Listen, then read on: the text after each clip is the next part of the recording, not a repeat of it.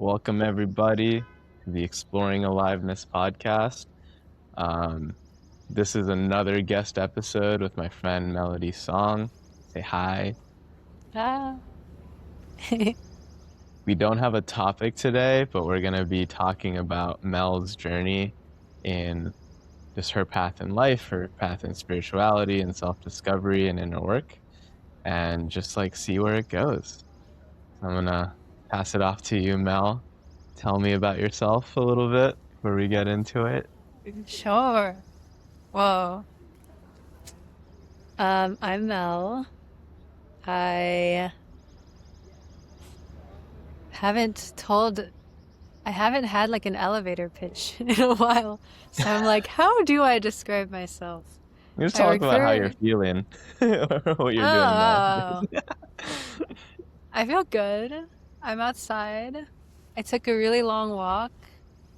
Um, and the sun was very nice in SF today. So I'm feeling And good. Yeah. nice. So let's start with how you got started on inner work in general. What were you like in college before you were super into inner work? What happened? So let's start from there. Yeah. Yeah. Um, well, what was I like in college? I grew up in a really strict home. My mom and my dad was very strict in their different ways. Um, and so when I got to college, I was like, wow, freedom. I can do whatever I want. I don't have a curfew. I can go outside whenever I want. Um, I can do anything. I can go anywhere. Like I was just drunk on freedom and also on alcohol. A lot. Just like drunk with life.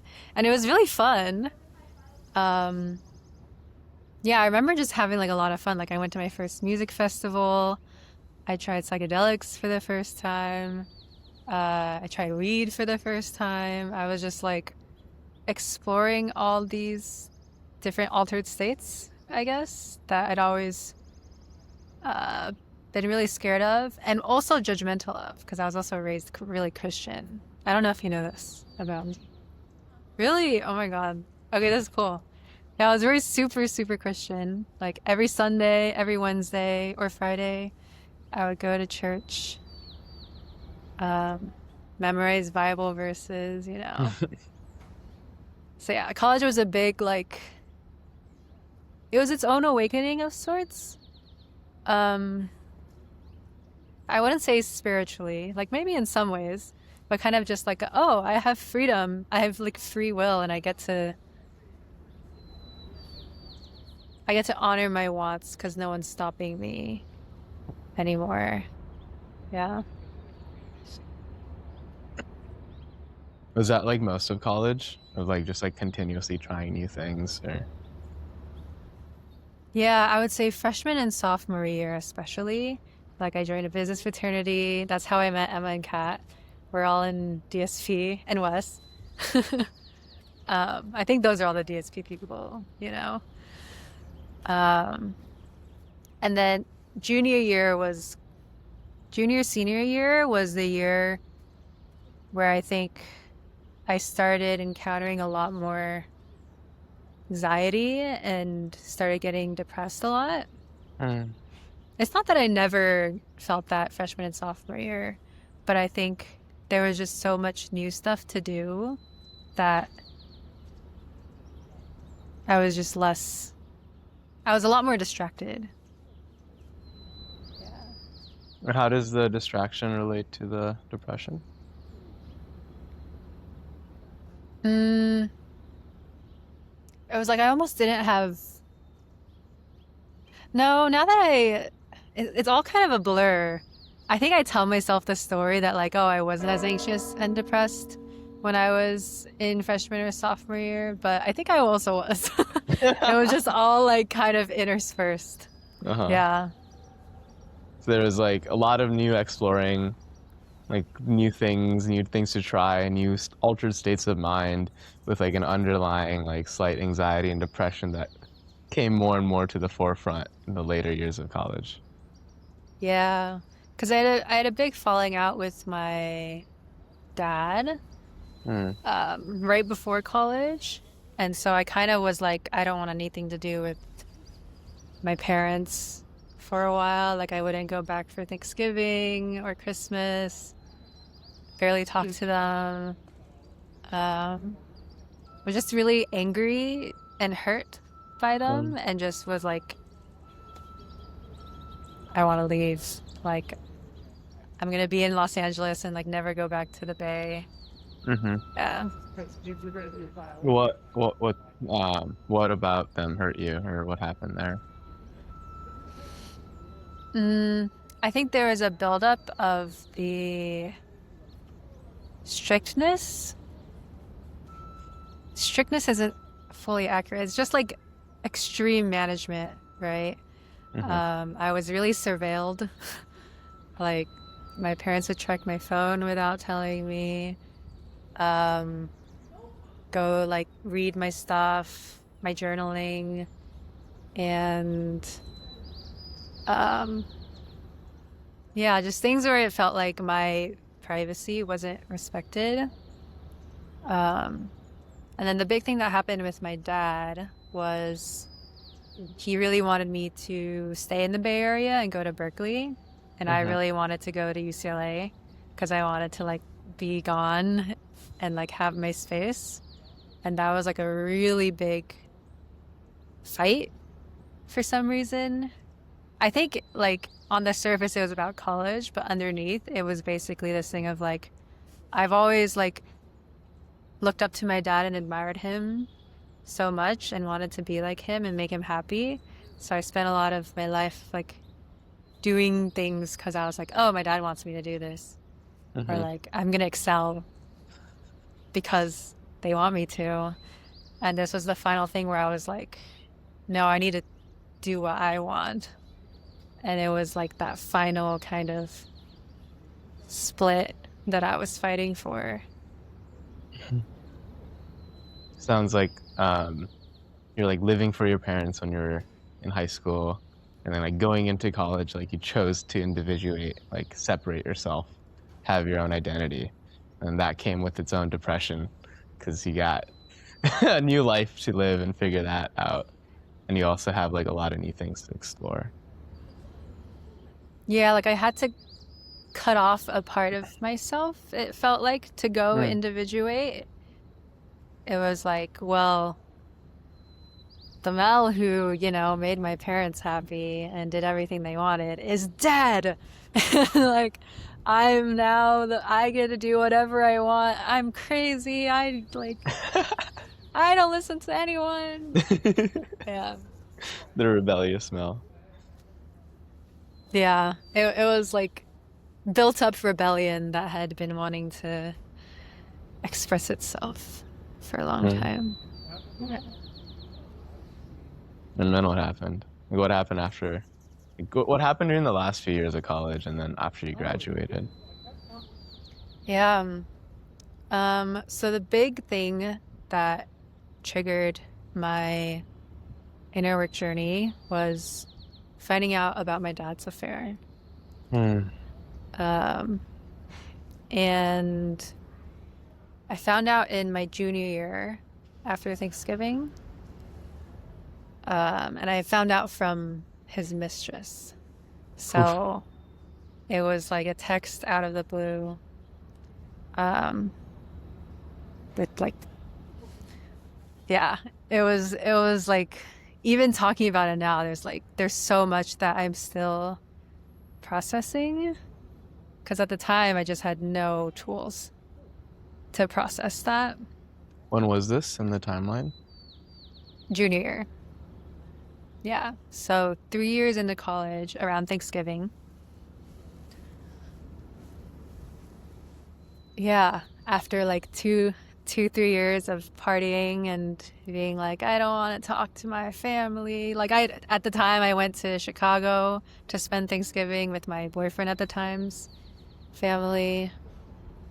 Um, and I had just gone on a trip with Emma and Kat, like my first international travel trip without family. And I was like super stoked on that. I like wanted to become a digital nomad. I was like, I don't want to be in corporate. I'm gonna quit and like make money from I don't know how, but I'll figure it out. Um, so yeah, I was like right in that kind of period where I was still rebelling really hard. Yeah. Hmm. Yeah. It was, looking back, I feel like it was probably the biggest inflection point um, in my journey. And I think that triggered a lot more of like, it was like of everything that I'd been running from, I couldn't really run from anymore. Because it was like, my parents hadn't really, my mom didn't know about it. My brother did because he was also texted, and we were all like, we'd all kind of like scattered and not really talk to each other as much. And this was the thing where I was like, oh shit, we gotta like come back together and figure out what we're gonna do now. It sounds like an explosion, like a nuclear bomb. Yeah. I think it's probably one of the biggest, yeah, bombs that I've experienced. Mm.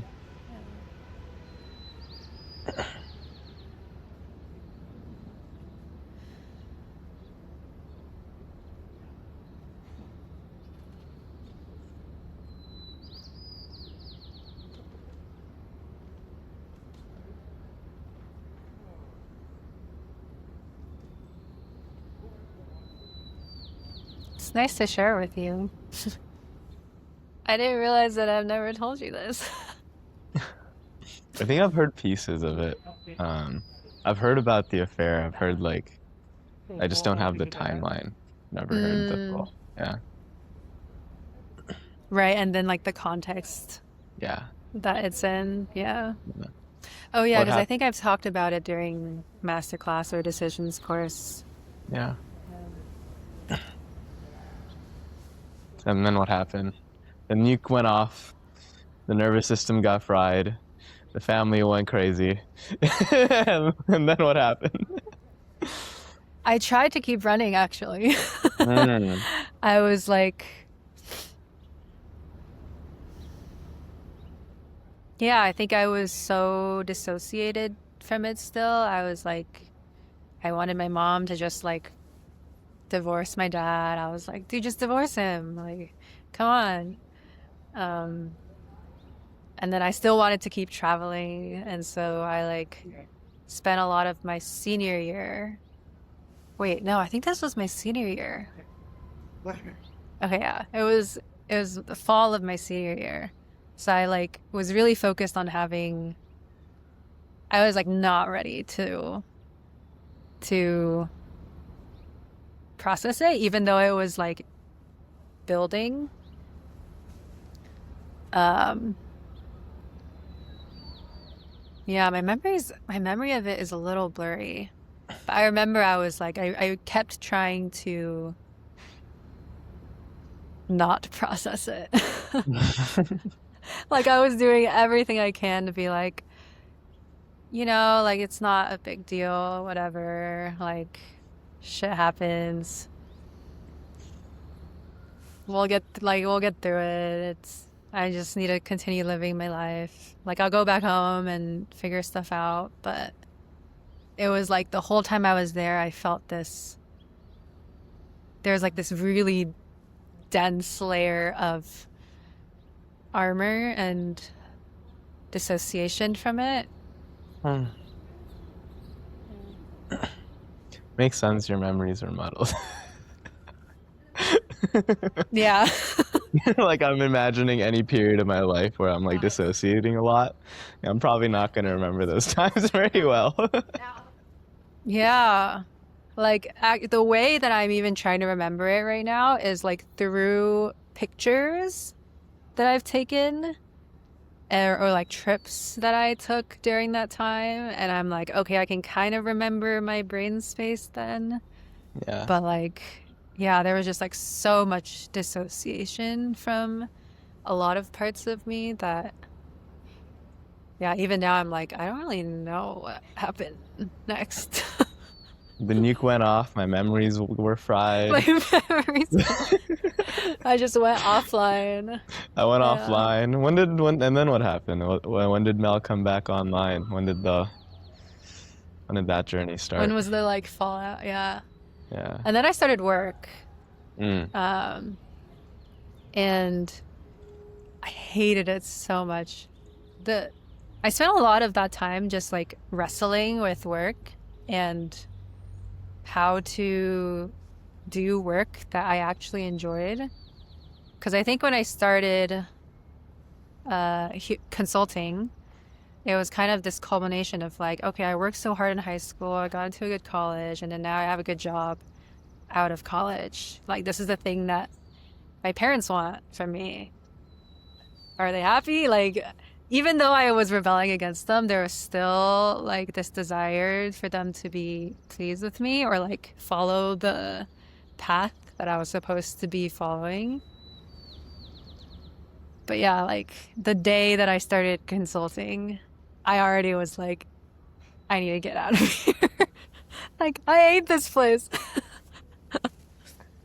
Honestly, in retrospect, it wasn't that bad, but I was just like in a state of like fighting any sense of authority or like structure that was telling me that I had to do something. The rebellion continued. The rebellion continued, and I couldn't like I tried like all of senior year I was just like trying to not uh face it. Yeah, I had like a few panic attacks, I think I remember now, like from trying to run away because I would yeah, it was there was just like a lot of dissociating, I'll say that. And then my body was starting to react in a way of like, you can't keep ignoring me. And Mm. I think that's what those panic attacks were. They were like, hello? We're Oh, that's fucking such a dying cool out here. description of it. Yeah. Uh, I'm like thinking about friends who've had panic attacks recently, or like me when I had panic attacks. That was like early high school. It's probably like the time when I was the most dissociated. Was when I had panic attacks. Makes sense, yeah. Yeah. It's like the final red button that Your body they're just presses pressing. Yeah, they're panic, like, all panic, right, panic. we gotta go to the big leagues. Like, they You're not will not fucking listen feeling your to us. feelings. You're not listening to the body. You're not listening to anything. So many Like, of us have you'll listen dissociated. now. Yeah. I'm gonna close the door real quick. Give me 1 second. Okay.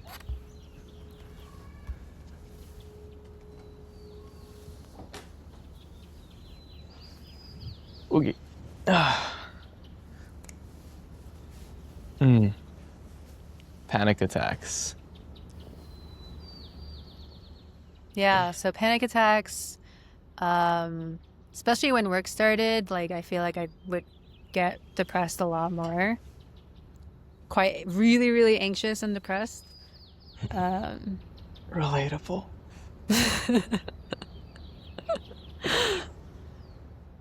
and that's like, what happened? I think I worked for like 8 months and then I quit. I was Mm-hmm. like, I'm out. Like, I don't care if I don't know what I'm doing next. Like, I can't take this Mm. anymore. And in retrospect, I think it was less the work, but just like my relationship with myself was just so critical and painful. I don't think I registered at the time that that's what was happening. At the time, I was just like super into entrepreneurial. Like, I was like, I need to find a way to make money that's not corporate so I can travel the world and do whatever I want. And do whatever I want. Like I was still really, really obsessed with freedom and what I wanted. uh, yeah. So then I quit right before the pandemic. No, it was during the pandemic. A few months after the pandemic.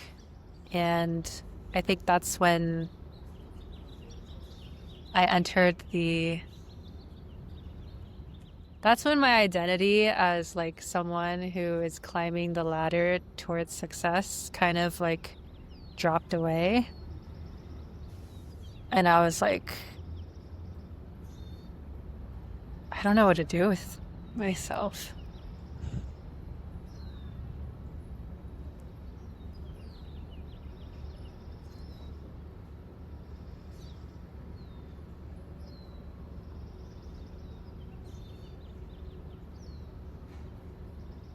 But like in kind of a cool way, I was like, oh, I don't know what to do with myself. I'm free again. No Yeah, rules. yeah, I was like, oh wait, I'm free. But I couldn't travel. That was the Mhm. really, because it was during the pandemic. So I was really just forced to like be still and not fill my days with things. Um, and that's when I discovered IFS. And that was like, I got so hyper fixated on IFS because I had these like I did CBT for a little bit, um, but it was just like not working. It just kept me so stuck in my head, and it just didn't feel like very much movement. I was like, okay, I know I want to go to therapy, but it doesn't really feel like anything's moving. Mhm. And then when I started IFS, I was like, whoa, I feel compassion for myself. No. I'm not a terrible person.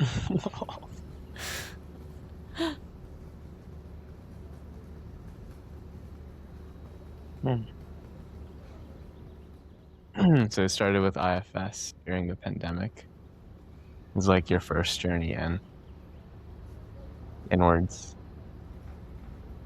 Yeah. McLaurin, my therapist. Mm. Um, yeah, like I'd go into her office, I remember, and we'd like do some parts work. And then I would walk out and I'd be like, whoa, I feel peace. This is working. Like something happened. Mm. And it was like a full body sense where I was like the person that entered into this office and the person that left this office are just like completely different Mm. people. Yeah. So then I started building that sort of like self ecosystem or like The parts relationship and ecosystem. trust. Yeah. And just like trust with myself Hmm. of like, oh, I can relate to myself from compassion, not shame or blame, which was like really, really default. Mm.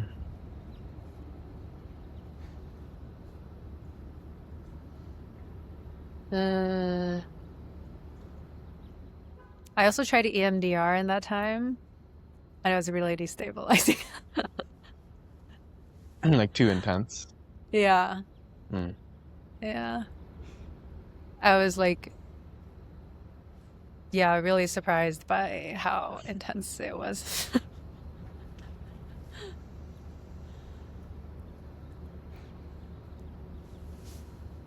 Then what happened?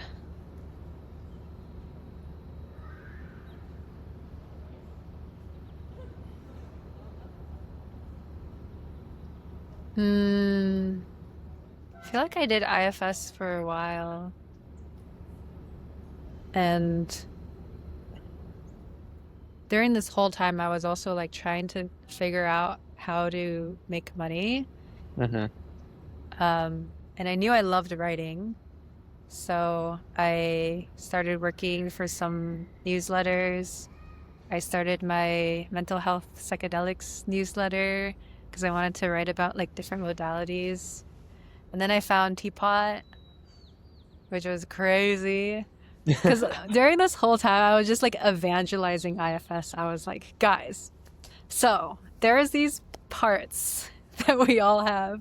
Like I would anyone that would listen to me, I would just like talk to them about how amazing this modality was.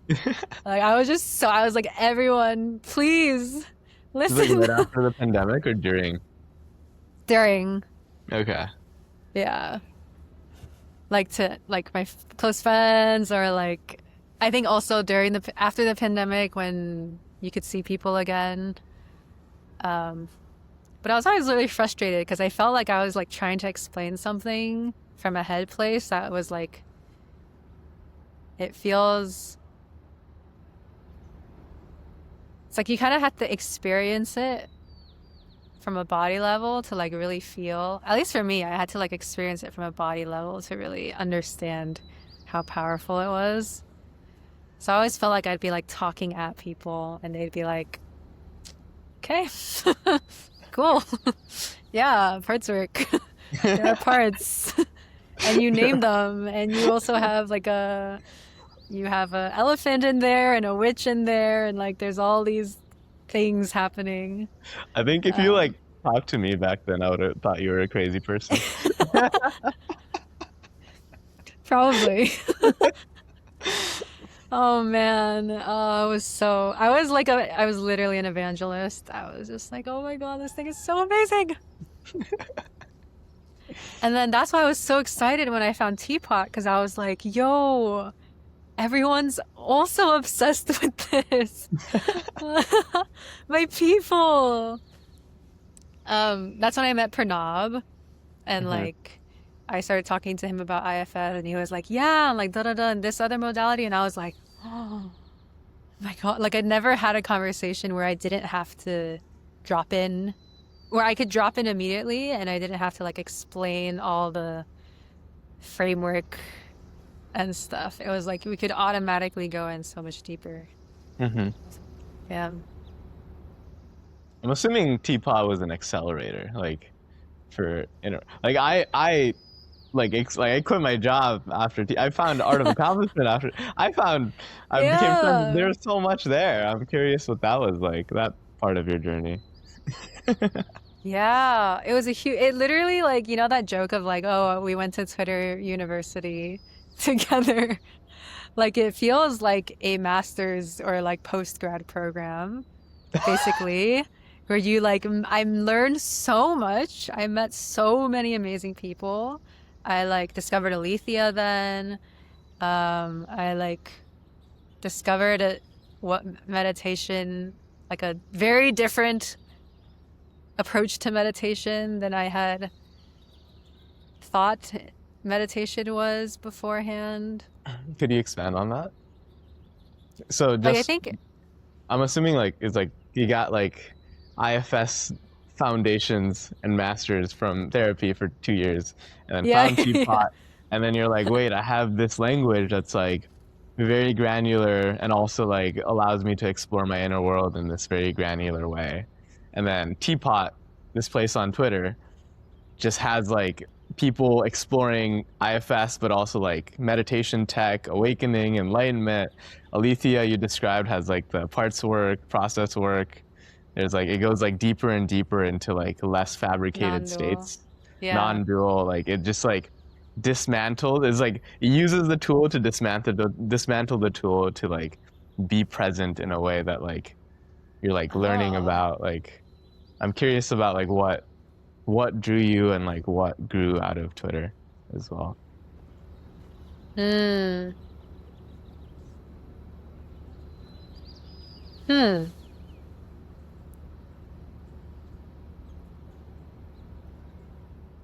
Yeah, the thing with meditation was I had it was a big part of what I was exploring when I first quit. I like read Waking Up. I read what's that one Michael Singer? The Untethered Soul. And I was like, whoa, my thoughts are not me. So that was like kind of a really big um that was like a big unlock for me. Uh-huh. Um and but then the way I approached meditation was very like it was from the same kind of self management. And so I always felt very lost. I was like, okay, I've sat here for 30 minutes or like I've sat here for an hour.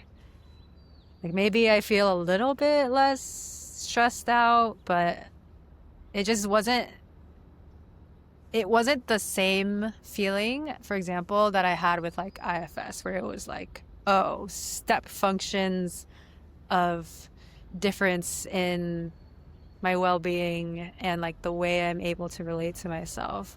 So I kind of like, I don't know if I gave up on it, but it just felt like a very slow kind of path.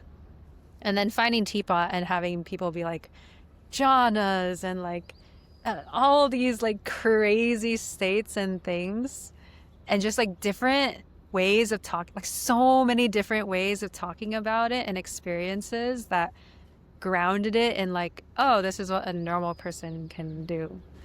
Um, like I'm just the person, and here's was my experience of it, like unfiltered. Um, that was really big, Hmm. of like showing me the possibilities of what meditation could be like. And I feel like I'm still on that journey now. It's just like feels like scales are continually falling off of, oh, this is what I thought meditation was, and oh, there's another myth or conception that's like fallen away. Yeah. So yeah, huge accelerator. Yeah, it's cool to be in touch with how crazy my life changed after discovering Teapot. Yeah.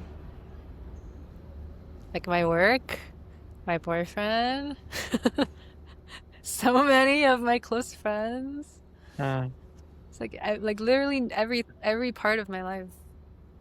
In the inner work, yeah.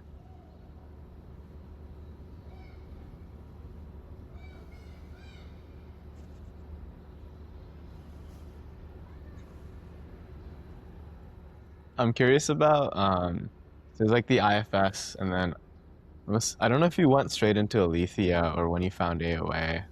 Like what was that bridge of the journey like? Mm. Yeah. So the bridge was like I kind of started taking this maybe teacher role, or like teacher role isn't the exact way, but it was like I was writing a newsletter, and then I was also started tweeting more with Teapot, um, and kind of like sharing experiences and insights. Um, and the thing about Twitter is that it really rewards like knowing. It's like I know what I'm talking about, and like this is the new way that I've discovered. Everyone listen. um, and so I found myself like increasingly in that, speaking from that place of like, look, here are all these modalities that I found, and this is like the new wave of things. Um, yeah.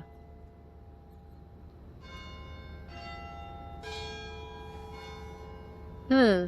Hmm.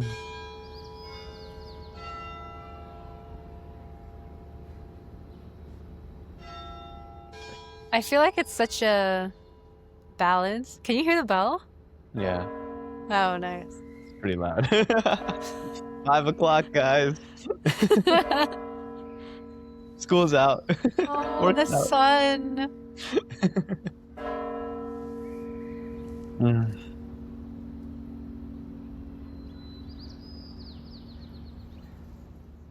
Yeah, I just found myself increasingly in the place of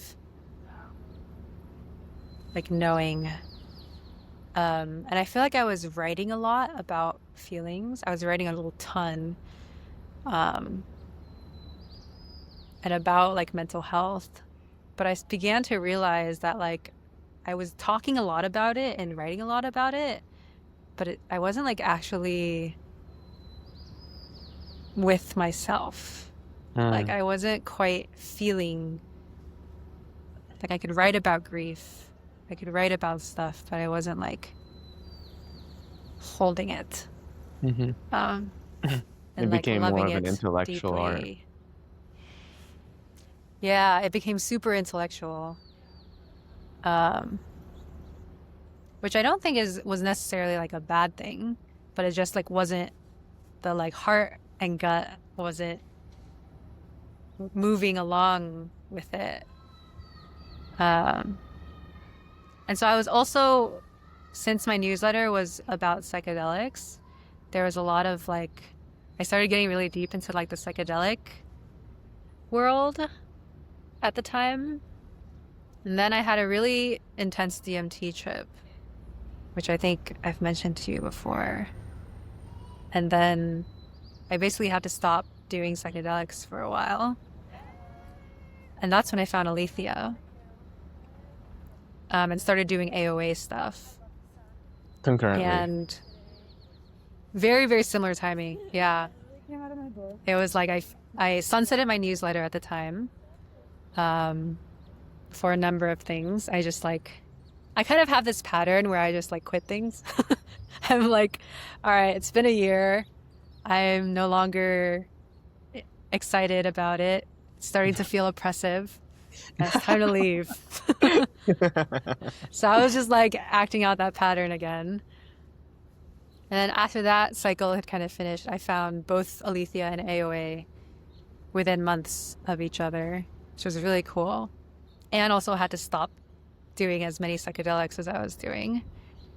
Um, and that was when I realized that I could reach those states that I love so much in psychedelics through not using psychedelics, through just like being with myself and feeling my emotions. It's like the most psychoactive trips ever. I'm just gonna describe something real quick. Me talking to Mel right now, I feel high as fuck. Like Wait, it's so really? Say slow and it's more. like very heart. Like it's extremely heart. Oh. Um, very expansive. I feel like it's like the experience I have every time I talk to you.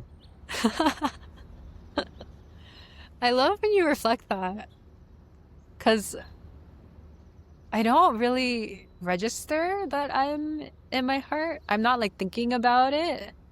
I'm Of course. often just like, yeah, like, if I were thinking about it, I probably wouldn't be in my heart.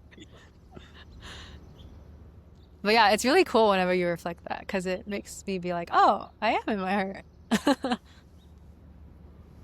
Yeah. But yeah, I mean, also it makes sense that you feel that because the thing I think that I touched on in those times was like my own love for myself. Hmm. I was like, for the first time, reconnecting to my internal goodness and like wholeness and like beauty that I was like, whoa, I thought I could only get here through psychedelics. And I was like, oh my God, like this is always here. It's literally always here. Cool. I love psychedelics. I don't even need them anymore. Now I can do it all the time. Oh,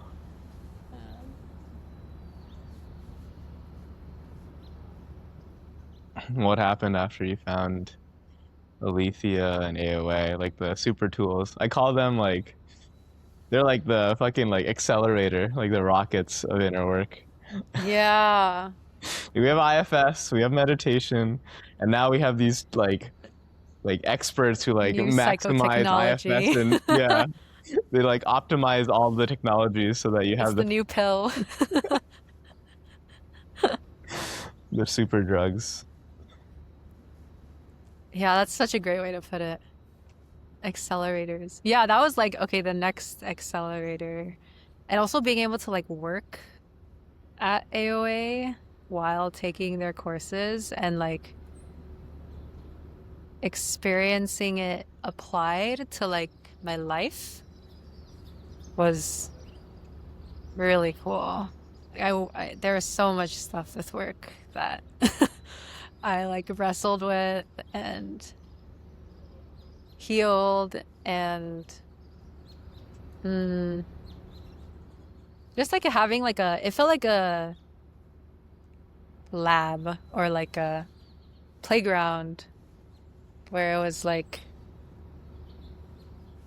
okay, time to like apply these things that I'm learning, um, and see where, like in my head, I think I know one thing, but it's like I'm actually playing out a different pattern or something like that. Mm.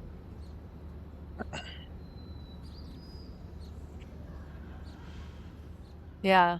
This is when I think we've talked about it before, like when you're around really coherent people and you like do incoherent things, it becomes really obvious because they're holding like such a coherent space. So like for example, when um my relationship with Mattia, CEO of AI, has been like one of the most illuminating relationships for me in terms of like how I work. Um, because he just like holds his, I don't know, he just like holds the role of manager so well and like with such love. Like I asked for a promotion and I was asking from a place of like, well, I want to keep like cheating the system because like I want to do less work but get paid more. Like I want to get paid more, but I don't want to do more.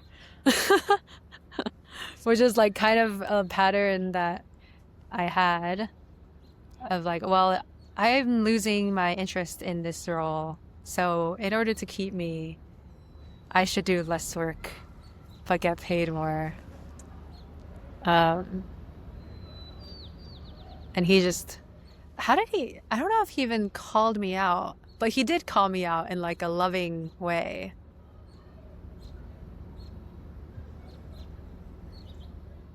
It's a little, that happened like last year. So, no, sorry, a year and a half ago. So I'm having a hard time remembering the exacts of what happened.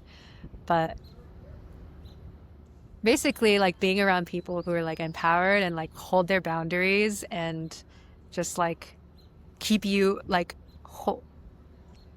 loving accountability just like made me have to look at all these like work patterns that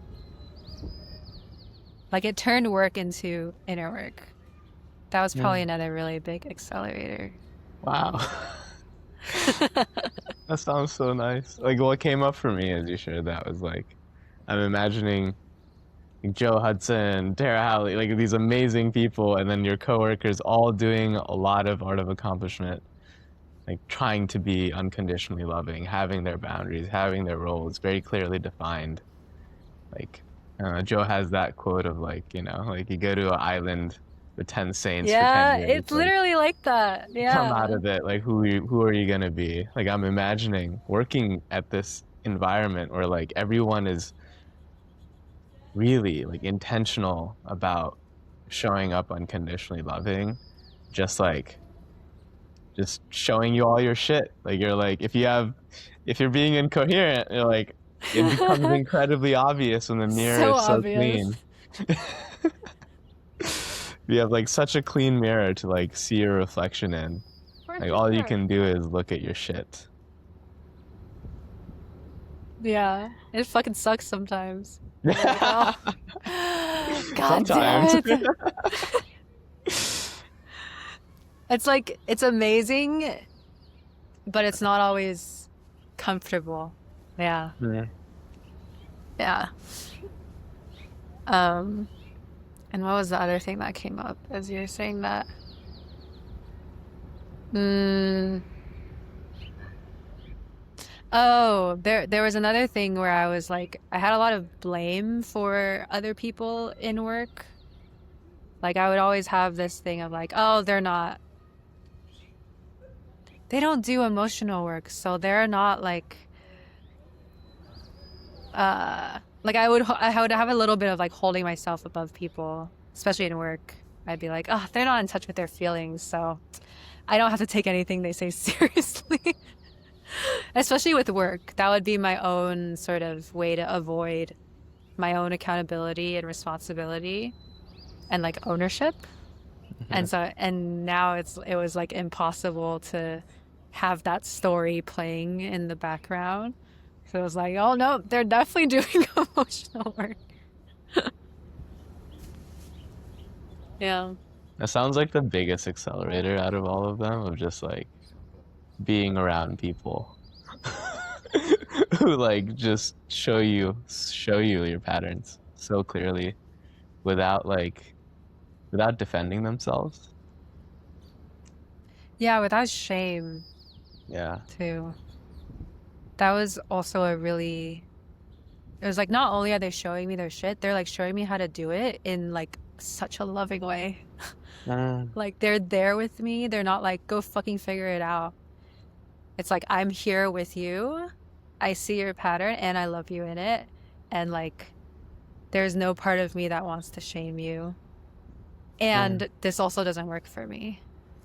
And I was like, oh my God, no one's ever shown me that you can do that. That you can like hold someone accountable with like deep love.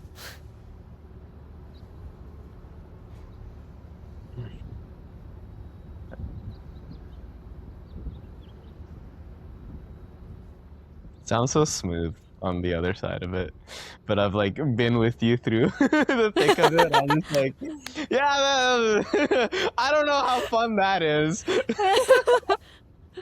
It's like type 2 fun, right? Yeah.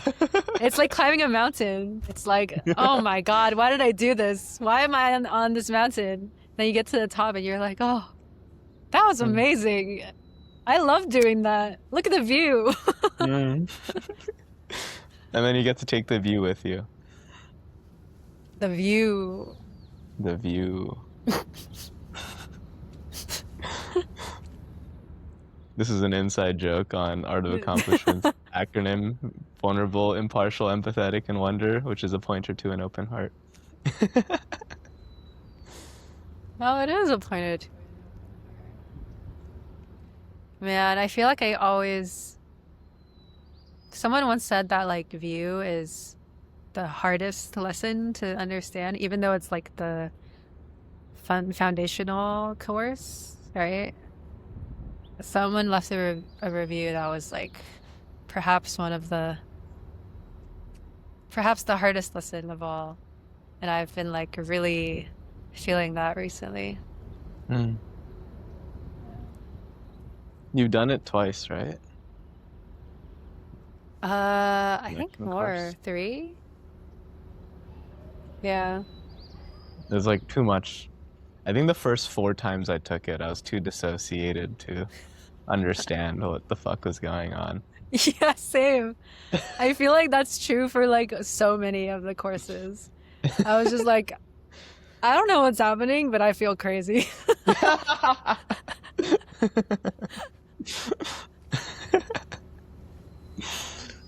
Yeah. I've taken the connection course where you learn how to unconditionally love like 6 times, and I'd say like each Well, time I'm like, wow, I didn't really understand anything the last time I took it. Now I understand. Now I know. yeah. And then the next time I take it, I'm like, oh, I didn't really understand anything the last time. Now I understand. Now I know. Yeah. And it just like keeps going. Um, It's the endlessly unfolding lotus flower Mm. And just of gets like you. subtler and subtler. Like the thing you said about like the subtle ways you put yourself above your coworkers previously that you can't do anymore. Like I've noticed like that with everyone. Like every single person I meet, like there's ways and I'm like noticing subtler and subtler ways I'm like distancing myself from them. And then the moment Yeah. that stops, it's just like a love and it's so much. I've never seen it. That's why. I feel like I just noticed like 10 ways. As you were saying that, I was like, oh, Ouch. ow. All in my stomach, weirdly enough. Mm. See, I'll do it by myself. No, I'm good. I'm good. I'm good. Yeah, sorry. You know, you have to think, you know? Yeah. You text me? No, yeah. I'm sitting there.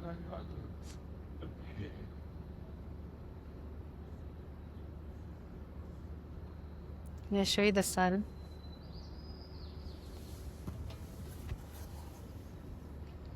Hi, sun. Hello.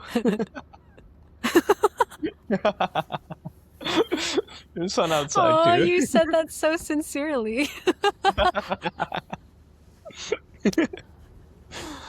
Mm.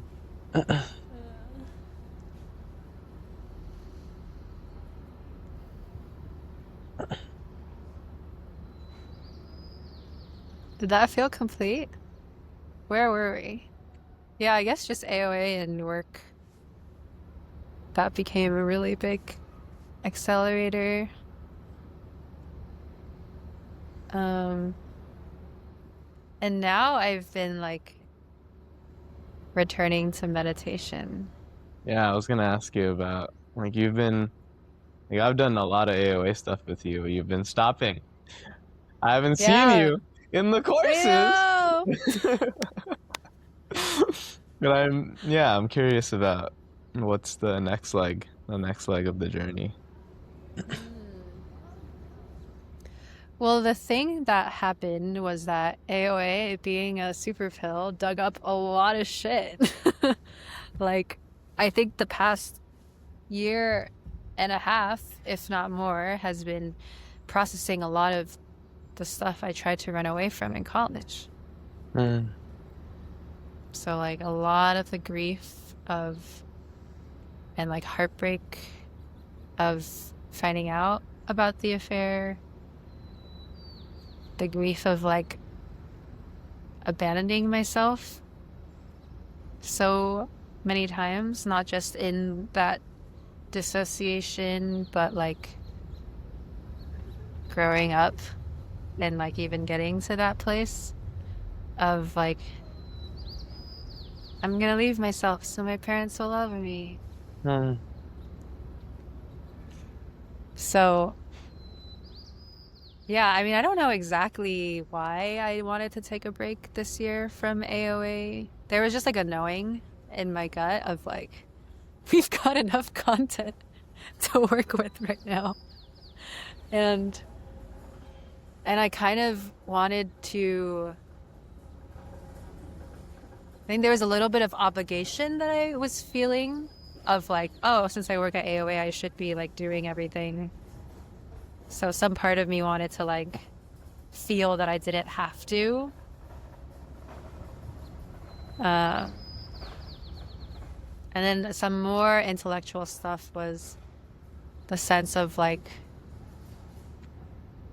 at times the work was quite destabilizing. And I don't think I had like, my nervous system was not caught up, I think.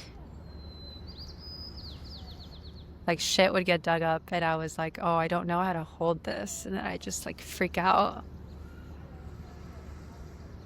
And so I really want to spend this year focusing on developing that ground.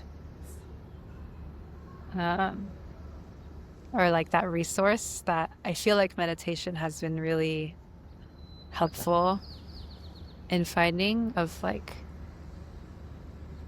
the beautiful, loving embrace of the present moment. Mm. Yeah. And that's been so delightful. Like it's been so much fun. And I feel like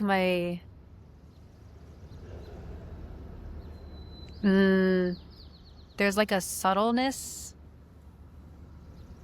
or sensitivity. Sensitivity is the better word. That feels like it's both returning and developing. Yeah. So I do want to go back to AOA courses. Have the big Like, I think I might explosions do. again. Yeah, or even just to like feel them, you know? Like in so many ways. Like, I haven't done a connection course in a while. I'm really curious like how much more I'll learn and how much more sensitivity will be there of like, oh, that's cool. And like as you were saying before. Yeah. I might actually do oh my God, we need to register soon. I The wanted to do the March March one with Kat and Emma. Yeah. Oh, that's so fun. That's gonna the friendship. I'm curious. Yeah. Words.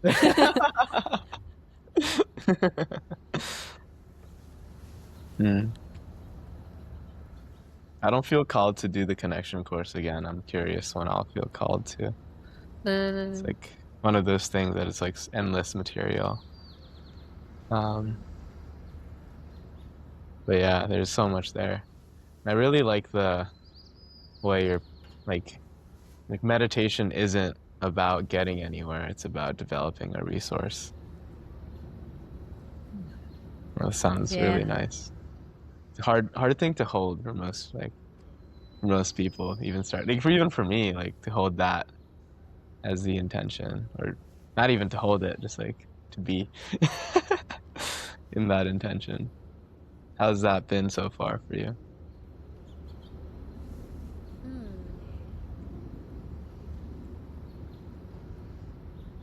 It's interesting because I feel like when I'm telling someone about this is when I'm most aware of this like more macro, maybe how it makes sense in a journey, right? And then when I'm actually just in the day to day of it, there's just this like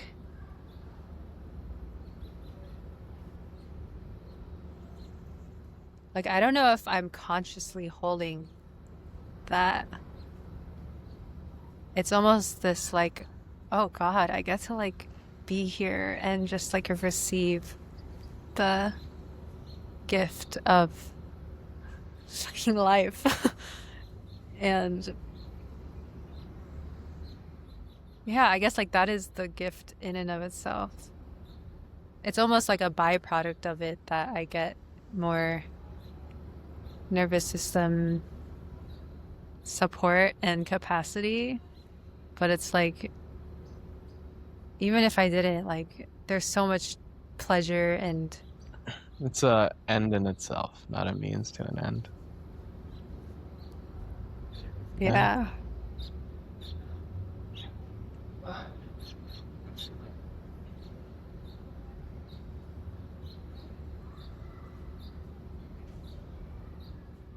Oh, it's so intense when I let it in. Ah, fucking hell.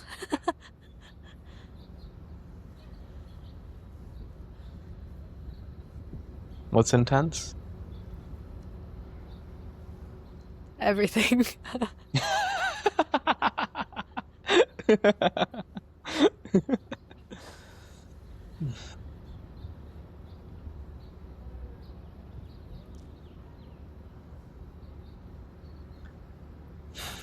I feel complete. This has felt like one of the most energetic conversations I've ever had. Or like Oh, we're saying whoa. things and I have no idea what the fuck we're saying. In all honesty, like it's like melting before my eyes. Not even eyes. It's just like I don't even, I have no idea what I said like a second ago, because it's just like love and heart space. It is like a continuous like flow of heart space was what this conversation felt like. Oof. I'm really glad we recorded that. I'd love to record all our. I'm trying to record more conversations. Mm.